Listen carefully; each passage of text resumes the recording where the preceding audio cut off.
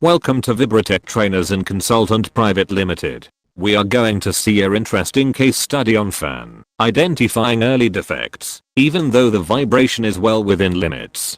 This is applicable for all types of industrial fans.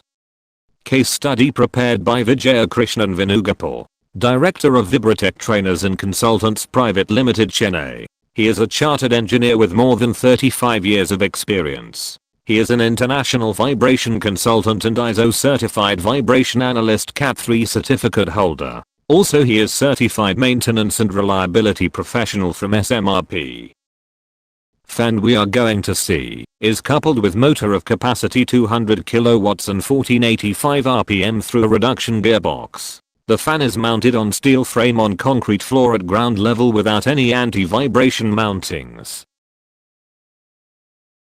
Vibration measurements are taken in all three directions: horizontal, vertical, axial, in each locations. Measurement locations are motor non-drive end bearing, motor drive end bearing, gearbox input shaft drive end bearing, gearbox input shaft non-drive end bearing, gearbox output shaft non-drive end bearing, gearbox output shaft drive end bearing. Vibration data are collected in terms of displacement in microns peak to peak, and velocity in millimeters per second peak. Now onto the vibration limits. As per ISO standard, and with our previous experience, when the velocity falls below 10.0 millimeters per second peak, it's considered as good. When the velocity falls between 10.0 to 25.0 millimeters per second peak, it is considered as fair. And when the velocity falls above 25.0 millimeters per second peak, it is considered to be rough.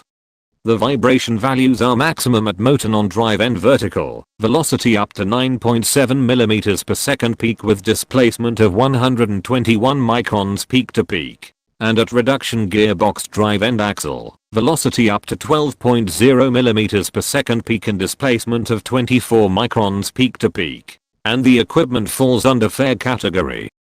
Ongoing through the spectrum and frequencies at motor non-driven end, dominant peak frequencies are in higher frequencies, and spectrums at reduction gearbox driven sideshows, the dominant peak frequencies are in higher frequencies.